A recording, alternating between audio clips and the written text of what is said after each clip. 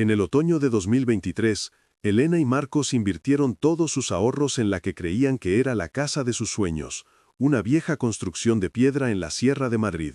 Durante 15 años, la historia de Javier, el primer amor de Elena, había sido un capítulo cerrado por un trágico accidente de montaña. Nadie imaginaba que la verdad era otra, mucho más compleja y dolorosa. Todo permaneció oculto hasta que, durante unas obras, un muro derribado reveló la existencia de un sótano secreto que no aparecía en los planos. ¿Cómo es posible que una verdad tan crucial permaneciera enterrada, literalmente, bajo los cimientos de una nueva vida, esperando pacientemente a ser descubierta? Antes de contarte cómo una simple maleta encontrada en esa demolición reveló una conspiración familiar, comenta aquí desde dónde estás viendo este vídeo y suscríbete ya al canal. Créeme, no vas a querer perderte la cadena de eventos que ese descubrimiento desencadenó. El conflicto principal no era la casa, ni las reformas, sino una grieta invisible en el corazón de Elena, una herida que el tiempo no había logrado cerrar. Para Marcos, su marido, la muerte de Javier era una tragedia del pasado, una cicatriz que él creía sanada. La amaba con una devoción tranquila y racional, convencido de que su presente era lo suficientemente fuerte para eclipsar cualquier fantasma.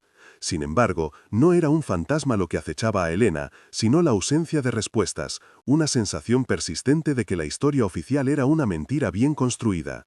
Esta duda silenciosa era el verdadero cimiento inestable sobre el que, sin saberlo, estaban construyendo su futuro juntos.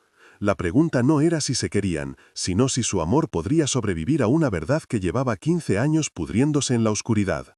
Su vida en aquel pueblo tranquilo era la imagen perfecta de la esperanza. Pasaban los fines de semana entre sacos de escombro y botes de pintura, imaginando el futuro en cada rincón de la casa. Elena, con sus planos de arquitecta extendidos sobre una mesa improvisada, diseñaba una cocina abierta donde recibir a sus amigos.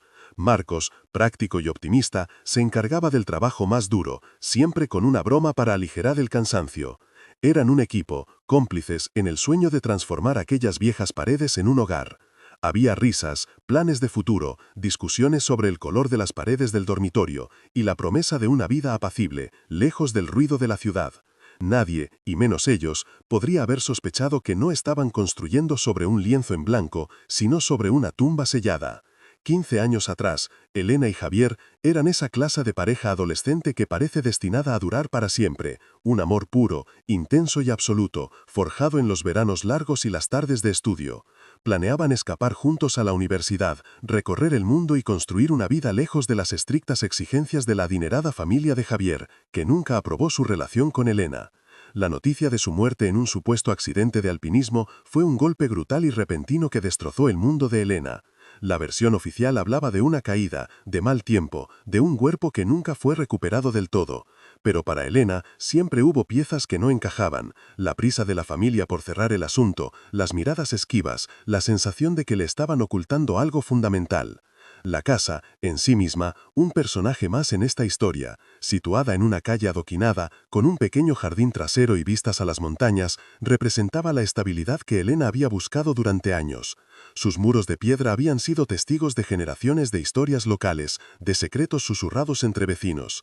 El señor Martín, un anciano que vivía en la casa de al lado desde que nació, los observaba trabajar con una mezcla de curiosidad y una extraña melancolía. A veces, sus ojos parecían querer decir algo, pero sus palabras eran siempre escuetas y evasivas, sobre todo si Elena preguntaba por los antiguos propietarios. El pueblo, con su aparente calma, era un guardián silencioso de verdades que muchos preferían mantener enterradas, un lugar donde el pasado nunca moría del todo, simplemente aprendía a esconderse. Los últimos días de normalidad transcurrieron en una nube de polvo y optimismo. Recordamos una tarde de sábado, con el sol de otoño entrando por las ventanas sin cristales. Elena estaba subida a una escalera, lijando una viga de madera, con el pelo recogido y manchas de pintura en la cara. Marcos le pasaba las herramientas desde abajo mientras sonaba una vieja radio. Hablaban de cosas triviales, qué cenarían esa noche, si deberían adoptar un perro, a quién invitarían a la inauguración. En ese momento, eran solo una pareja más, construyendo un futuro con sus propias manos. La sombra de Javier parecía lejana, un recuerdo borroso perteneciente a otra vida. Era la calma que precede a la tormenta, la última bocanada de aire antes de sumergirse en aguas profundas y desconocidas de las que no sabían si saldrían a flote juntos. Todo cambió por una pared. Estaba en el trastero, al fondo de la planta baja, una pared que siempre les había parecido extraña, con un acabado diferente al resto. Marcos, frustrado porque no conseguía fijar unas estanterías, le dio un golpe seco con la maza. El sonido no fue sólido, sino hueco, un eco sordo que resonó en el silencio de la casa y les heló la sangre. Se miraron, y la misma pregunta apareció en sus ojos. Sin decir una palabra, Marcos volvió a golpear, esta vez con más fuerza. El yeso se resquebrajó, dejando a la vista viejos ladrillos. Con una mezcla de miedo y una excitación inexplicable, empezaron a derribar el muro. Detrás no había nada más que oscuridad, y un olor a humedad y tiempo estancado. Y en medio de esa oscuridad, una pequeña puerta de madera que no debería haber estado allí. El descubrimiento del sótano oculto fue el punto de inflexión, el momento exacto en que el presente de Elena y Marcos colisionó violentamente con un pasado que no les pertenecía, o eso creían. La pequeña puerta de madera, cerrada con un simple cerrojo oxidado, se abrió con un chirrido que pareció despertar a los fantasmas dormidos de la casa. Bajaron con la única ayuda de la linterna de sus móviles, iluminando escalones de piedra cubiertos de polvo y telarañas. El aire era denso, casi irrespirable. El sótano era pequeño, apenas una habitación abovedada. No había muebles, solo un par de cajas de madera apiladas en un rincón. La tensión era palpable, ya no era una aventura, se había convertido en la profanación de un secreto. Marcos, siempre el más pragmático, intentó restarle importancia, pero la mirada de Elena estaba fija, como si supiera que habían cruzado un umbral sin retorno. Dentro de una de las cajas, envuelta en tela de arpillera, encontraron una maleta de cuero desgastada. No era grande, pero pesaba, como si contuviera algo más que simples objetos. La subieron al salón, dejando un rastro de polvo sobre el suelo recién limpiado, y la depositaron sobre la mesa como si fuera un artefacto explosivo. Durante unos minutos, ninguno de los dos se atrevió a tocarla. El mundo exterior, con sus ruidos de coches lejanos y ladridos de perros, parecía haberse desvanecido. Solo existía esa maleta, y la verdad que, intuían, guardaba en su interior. Fue Elena quien, con manos temblorosas, deshizo las correas de cuero y levantó la tapa. Lo primero que vieron fue un fajo de cartas atadas con una cinta de seda azul, y sobre ellas un diario de tapas negras. El corazón de Elena se detuvo al reconocer la caligrafía en la primera carta. Era la letra inconfundible de Javier. Para Marcos, aquel momento fue como ver a un fantasma materializarse en su propio salón. Observó a Elena mientras ella cogía las cartas con una delicadeza casi reverencial, como si sostenía algo sagrado. Su rostro, iluminado por la luz del atardecer, era una mezcla de incredulidad, dolor y una extraña y dolorosa esperanza. Él, que siempre había creído tener un lugar seguro y único en el corazón de su mujer, se sintió de repente como un intruso. El pasado que consideraba superado no solo había vuelto, sino que lo había hecho con una fuerza devastadora, en forma de cartas de amor escritas por un hombre muerto. Empezó a comprender que la historia de Javier no era una simple cicatriz juvenil, era una herida abierta que había estado supurando en silencio durante 15 años, y él nunca se había dado cuenta de la profundidad de ese dolor. Las primeras semanas tras el accidente fueron una tortura silenciosa para Elena. El funeral, celebrado sin un cuerpo que velar, fue un acto de crueldad perfectamente orquestado por la familia de Javier. Recibió sus condolencias frías, sus miradas de falsa compasión que apenas ocultaban el alivio. Cualquier pregunta que ella hacía, cualquier duda que expresaba sobre las extrañas circunstancias de la desaparición, era despachada como la histeria de una adolescente rota por el dolor. La obligaron a aceptar una verdad que su instinto le gritaba que era falsa. Poco a poco, la comunidad, influenciada por el poder de la familia, adoptó la misma postura. Elena no solo perdió a Javier, perdió también el derecho a dudar, a buscar una explicación. Se quedó sola, atrapada en un laberinto de silencios impuestos y preguntas sin respuesta que la carcomerían durante años. Mientras tanto, a más de 1500 kilómetros de distancia, Javier se despertaba en una habitación de hospital en los Alpes suizos. Todo era blanco, estéril, aséptico. Le habían quitado su nombre, sus documentos, su pasado.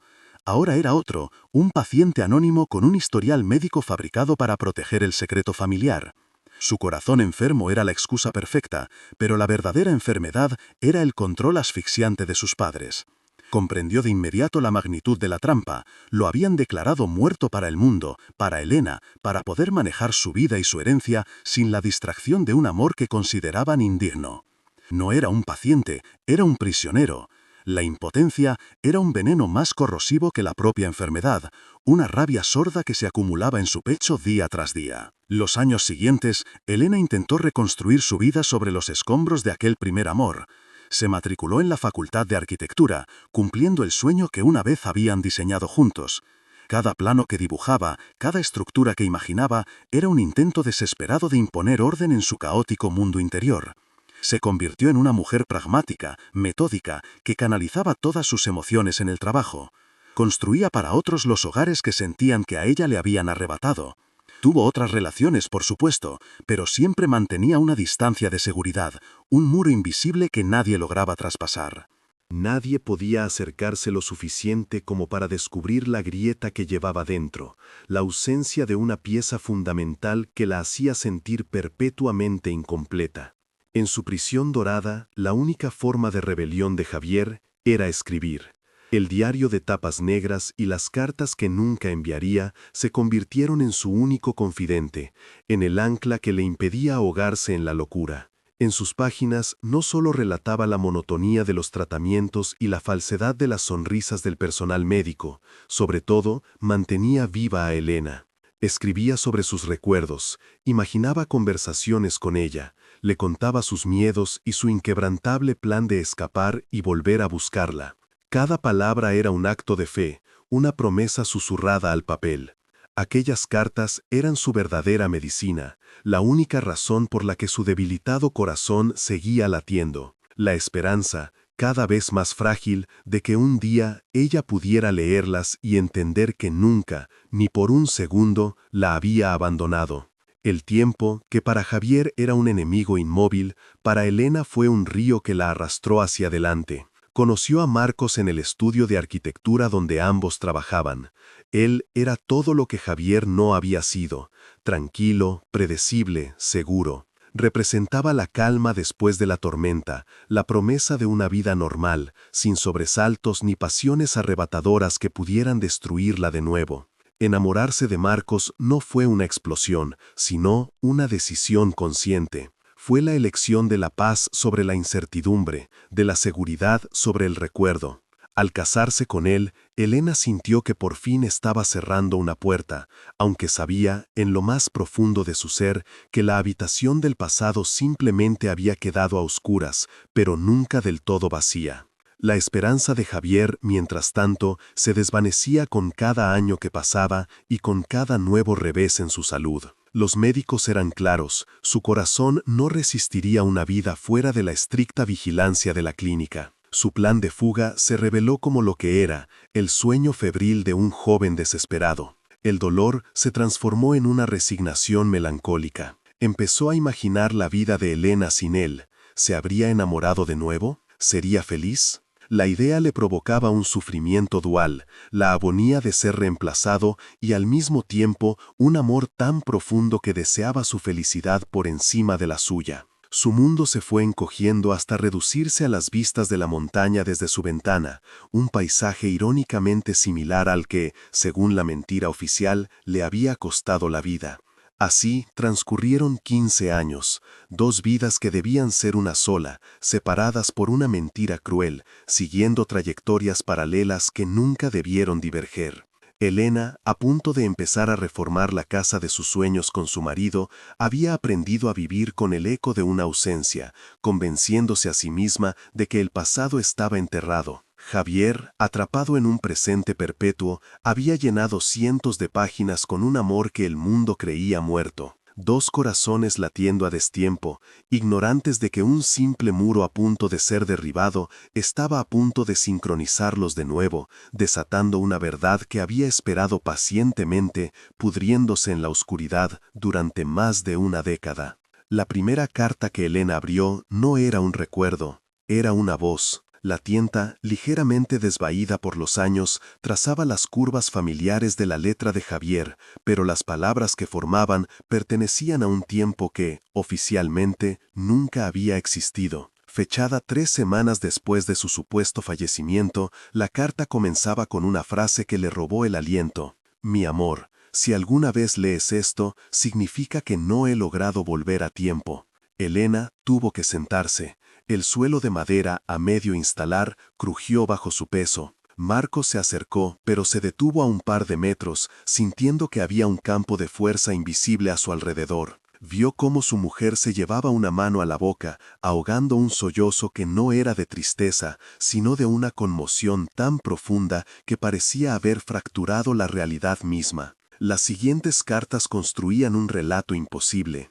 Hablaban de un lugar frío, de paredes blancas y de una ventana que siempre daba a la misma montaña nevada. Javier no describía un accidente, sino un encierro. Escribía sobre médicos de rostros amables y ojos vacíos, sobre un tratamiento para su corazón del que nunca antes le había hablado, y sobre todo, sobre la cruel certeza de que sus padres habían orquestado todo. Me han declarado muerto para el mundo, Elena, para alejarme de ti, leía en una de las misivas. Pero cada latido de este estúpido corazón es una promesa de que encontraré la forma de escapar y buscarte. No eran las cartas de un joven que se despedía de la vida antes de una escalada peligrosa, eran los mensajes desesperados de un prisionero, lanzados a una botella que nunca llegó al mar. Marcos observaba la escena con una creciente sensación de impotencia. Cada palabra que Elena leía en voz baja parecía levantar un muro entre ellos. Intentó ser racional, ofrecer explicaciones lógicas que sonaban huecas incluso para él. ¿Y si las escribió antes? Quizás las fechas están mal, pero la mirada que Elena le devolvió estaba cargada de una certeza tan antigua y visceral que silenció cualquier argumento. Él estaba viendo en tiempo real cómo el fantasma de Javier dejaba de ser un recuerdo para convertirse en una presencia real y tangible, una que ocupaba todo el espacio en la habitación y en el corazón de su esposa.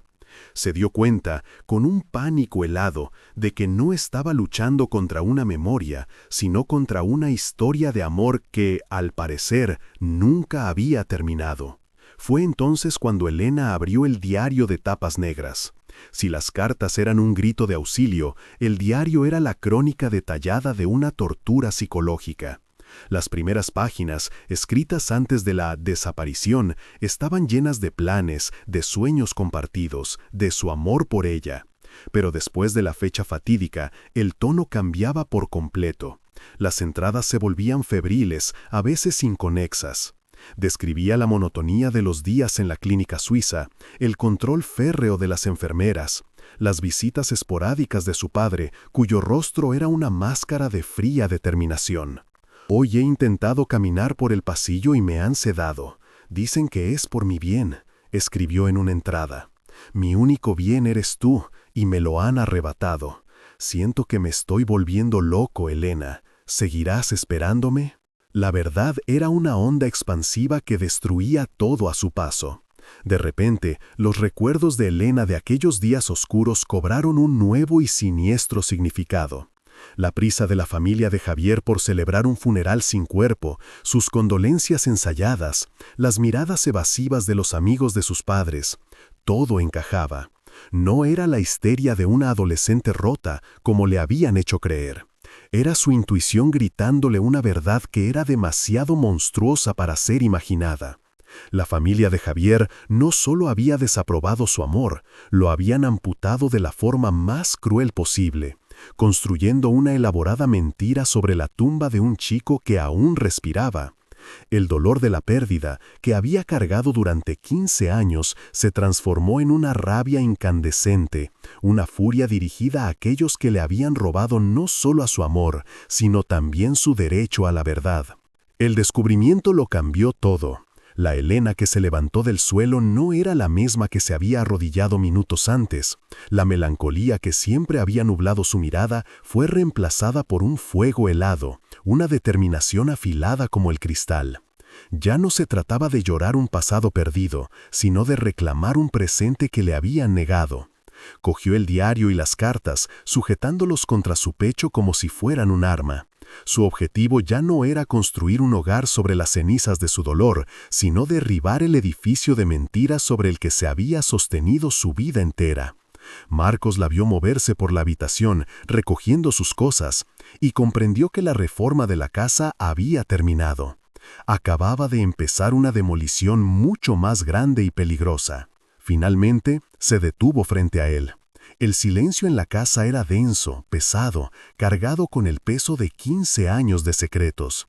Marcos esperó, conteniendo la respiración, preparado para cualquier cosa. Lágrimas, acusaciones, una despedida.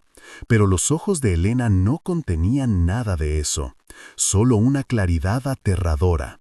Le miró fijamente, no como a un marido, sino como al primer testigo de una nueva realidad. Su voz, cuando habló, fue apenas un susurro, pero resonó en la habitación con la fuerza de una sentencia. «No murió en la montaña, Marcos», dijo, y cada palabra era una piedra que caía en un pozo profundo. La pregunta ya no era qué había en el sótano, sino si su matrimonio podría sobrevivir a lo que estaba a punto de salir de él. La primera llamada fue a Ana, su amiga del alma.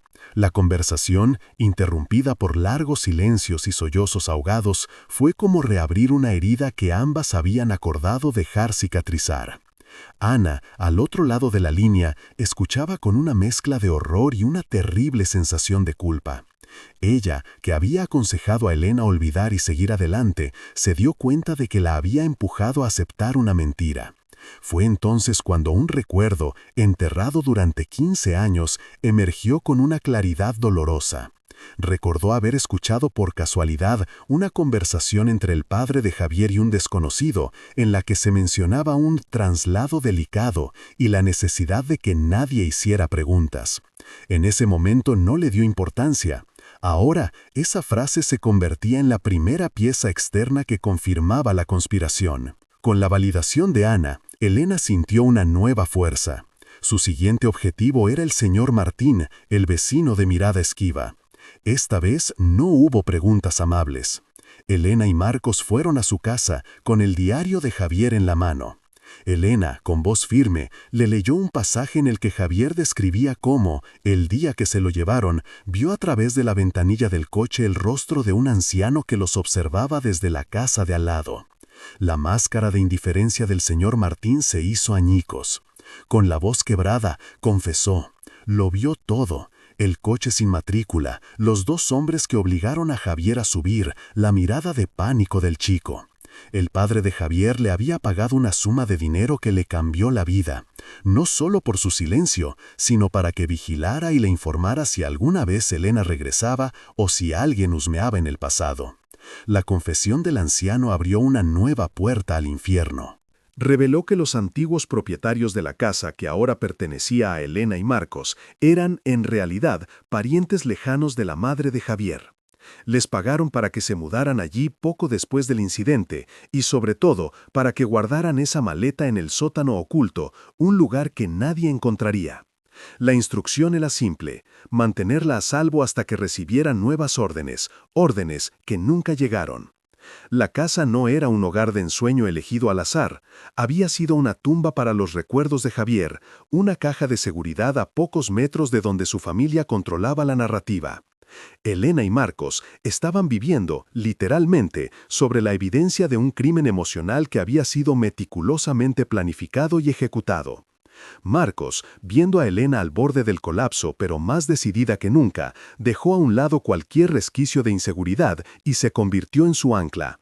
Su mente analítica se puso en marcha. Usando la información del señor Martín, investigó los registros de la propiedad y las transacciones de la época. No tardó en encontrarlo. Un rastro de pagos que conectaba una de las empresas pantalla del padre de Javier con los antiguos propietarios de la casa y con una cuenta a nombre del propio Martín. El dinero era la prueba irrefutable, el esqueleto de la conspiración.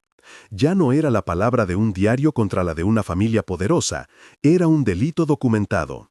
En ese momento, Marcos entendió que su papel no era proteger a Elena del pasado, sino ayudarla a demolerlo para que pudieran, por fin, construir un futuro sobre cimientos limpios y verdaderos. El siguiente paso era el más aterrador, la confrontación directa. Encontraron la dirección de los padres de Javier, una imponente mansión en una urbanización privada a las afueras de Madrid. El encuentro fue gélido. El padre de Javier, un hombre cuya arrogancia se había marchitado con la edad, negó todo con una frialdad calculada. Pero fue la reacción de la madre la que lo delató todo. Cuando Elena, con la voz temblorosa pero firme, leyó una de las cartas en las que Javier describía la soledad de su habitación y cómo la extrañaba cada noche, la mujer se derrumbó. No dijo una palabra, pero sus hombros se sacudieron en un llanto silencioso y devastador. Era la confesión que no necesitaba palabras, la admisión de una crueldad que ni siquiera el tiempo había podido mitigar. Su dolor era la prueba viviente de la verdad. Fue a través de las frases entrecortadas y las lágrimas de la madre que la verdad final, la más cruel de todas, salió a la luz. Javier no estaba vivo. Había fallecido 5 años después de su desaparición en aquella clínica suiza. Su corazón, la excusa para su secuestro, finalmente había fallado.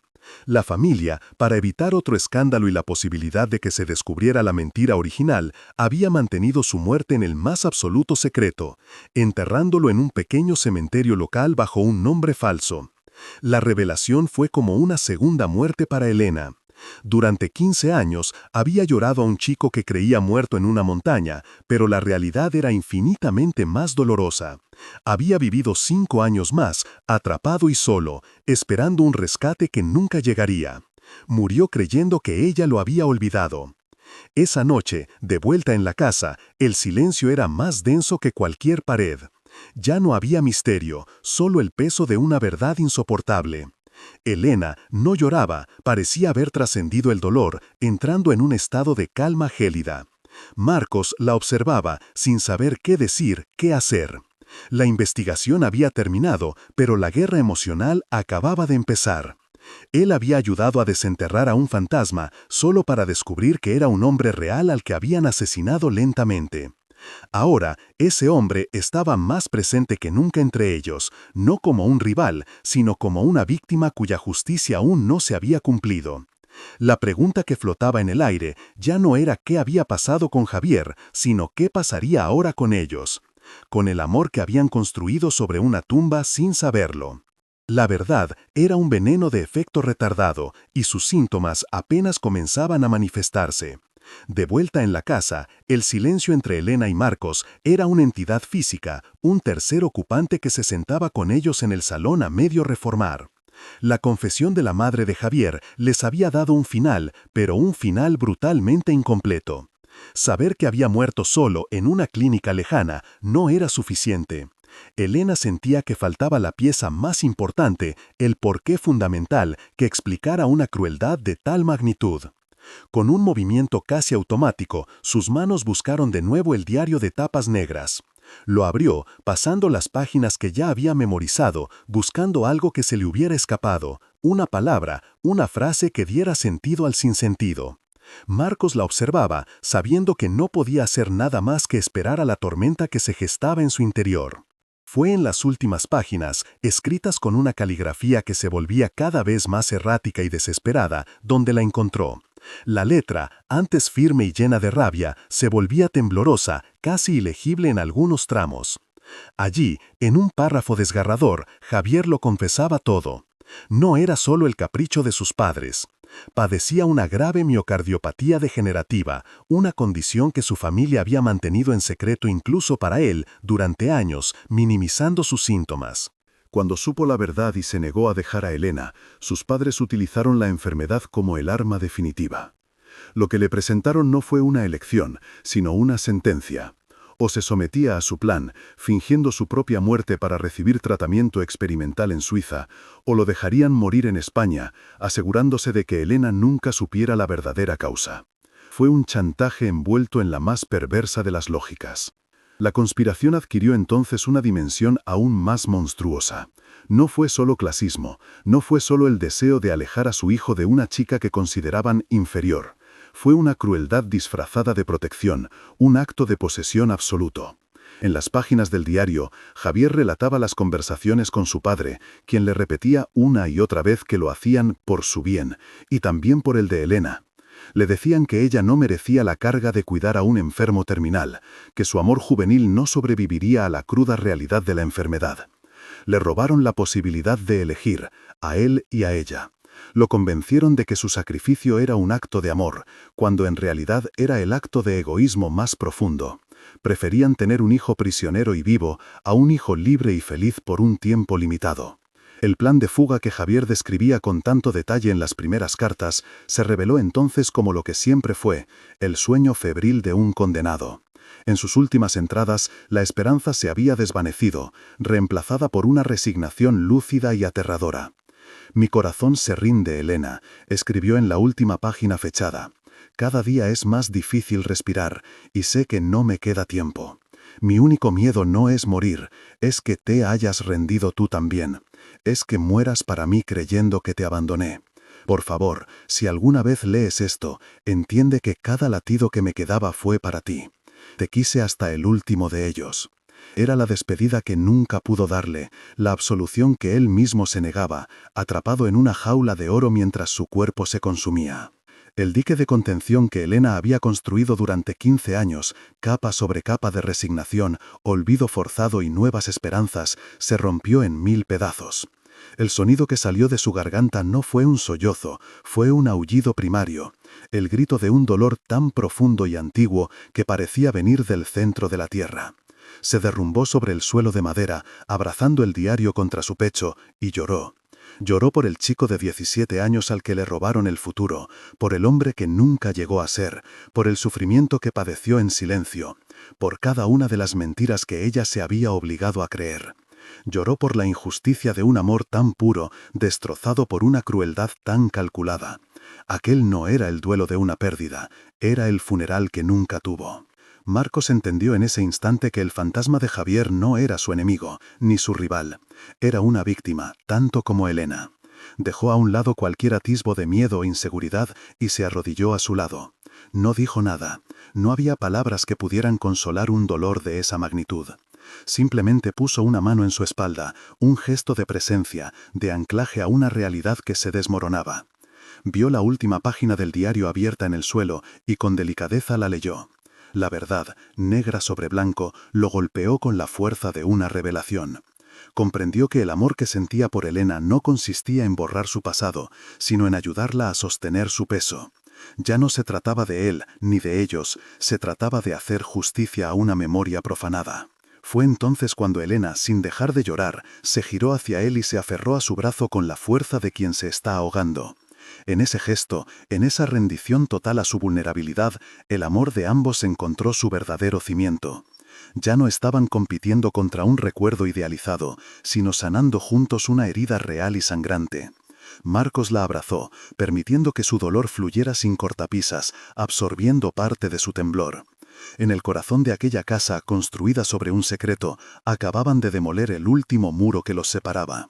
La verdad completa, por devastadora que fuera, no los destruyó. Al contrario, los unió con un lazo forjado en la empatía más profunda, demostrando que el amor más fuerte no es el que evita las tormentas, sino el que aprende a bailar bajo la lluvia más fría. Los días que siguieron al derrumbe emocional fueron de un silencio denso pero no incómodo. Era el silencio de la devastación, el que queda después de que un huracán ha arrasado con todo y solo queda la calma extraña de la reconstrucción. Elena se movía por la casa a medio reformar con una lentitud casi ceremonial, tocando las paredes desnudas, mirando por las ventanas sin cristales. No había lágrimas, solo una profunda quietud, como si su cuerpo y su alma estuvieran procesando 15 años de dolor en un tiempo comprimido. Marcos la observaba desde la distancia, entendiendo que su papel no era llenar ese silencio con palabras vacías, sino ser un ancla, una presencia constante que le recordaba que, a pesar de todo, no estaba sola en medio de las ruinas. El dolor ya no era un fantasma, sino una herida visible que por fin podía empezar a cicatrizar. La primera conversación real sobre el futuro tuvo lugar una semana después, sentados en el suelo del salón rodeados de herramientas y polvo.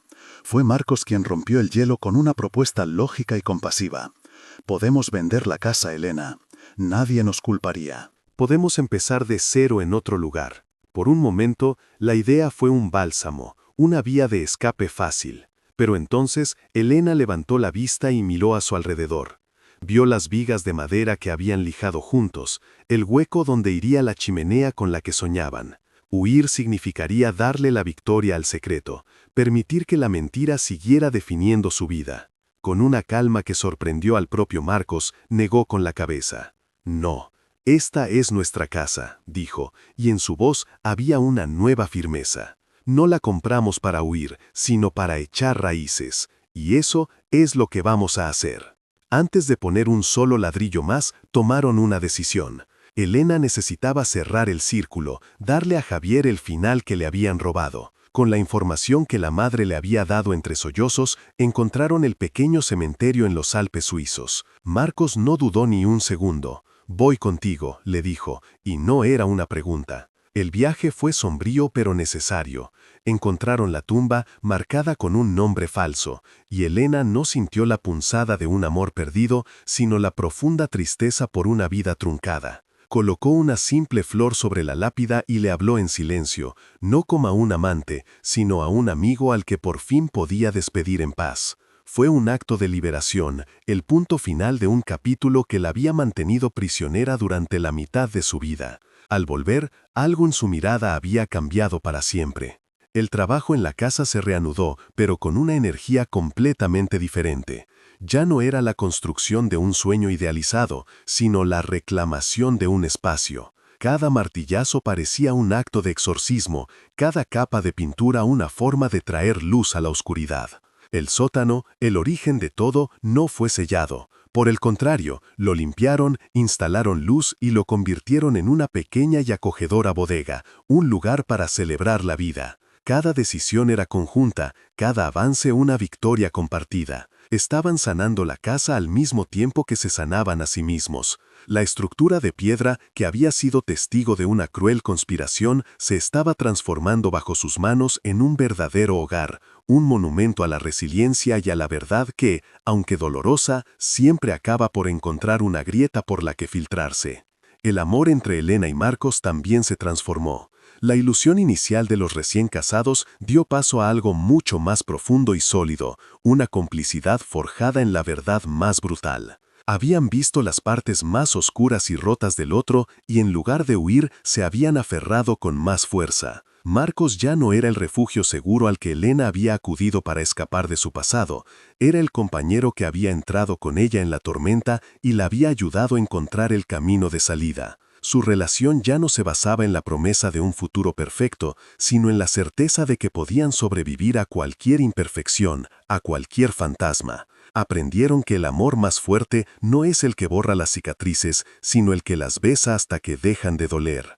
Un año después, la casa estaba terminada. La luz del sol entraba a raudales por los grandes ventanales, iluminando un espacio lleno de risas, de amigos y de los planes de un futuro que ahora les pertenecía por completo. Una tarde, mientras observaba las montañas desde la cocina, Marcos abrazó a Elena por la espalda. Ella se apoyó en él con la mirada serena. La sombra de Javier ya no era una presencia dolorosa, sino un recuerdo agridulce, el de un primer amor al que por fin se le había hecho justicia. La casa ya no guardaba secretos. Habían aprendido de la forma más dura que para construir un hogar sólido a veces es necesario derribar los muros que ocultan las verdades más dolorosas. Solo entonces, cuando los cimientos se asientan sobre la honestidad, la luz puede entrar y quedarse para siempre.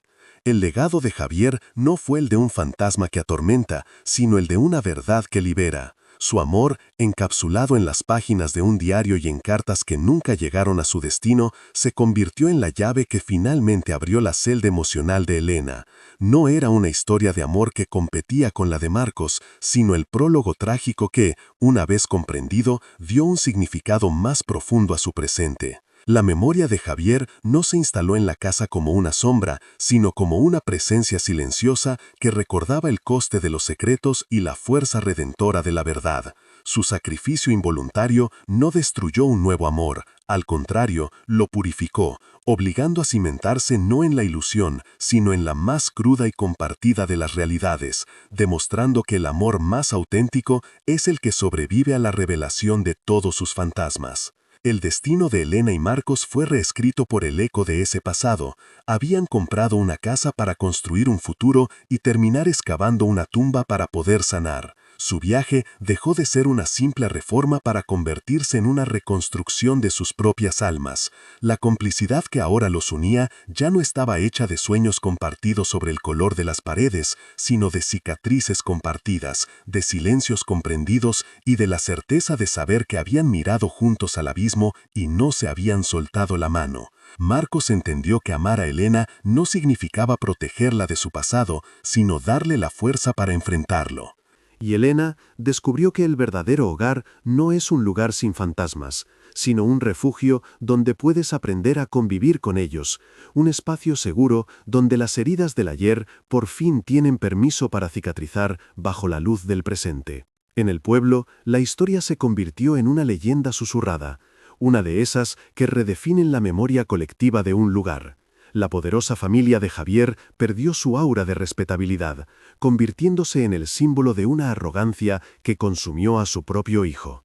La casa de Elena y Marcos dejó de ser simplemente la vieja casa de piedra para transformarse en un monumento a la verdad. Los vecinos ya no los miraban con la curiosidad que se reserva a los forasteros, sino con un profundo y silencioso respeto.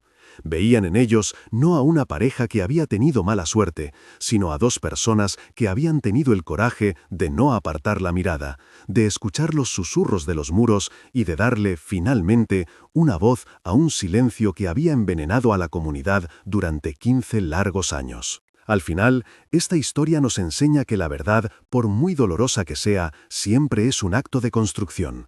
Elena y Marcos creyeron que su proyecto era levantar paredes, cuando en realidad su verdadera tarea era derribarlas. La casa, comprada como un lienzo en blanco para su futuro, resultó ser un mapa que los condujo a las profundidades de un pasado que necesitaba ser resuelto para que cualquier futuro fuera posible. Demostraron que no se puede edificar una vida sobre cimientos huecos, sobre sótanos sellados que guardan verdades incómodas. A veces, para construir un hogar, primero hay que tener el valor de enfrentarse a los fantasmas que habitan en él. Solo entonces, cuando la oscuridad ha sido nombrada y expuesta, la luz puede entrar de verdad y quedarse para siempre. Si crees que ninguna víctima debe ser olvidada y que la búsqueda de la verdad es fundamental, por favor comparte este vídeo. No te olvides de suscribirte para más investigaciones profundas sobre casos que necesitan ser contados. Gracias por escuchar.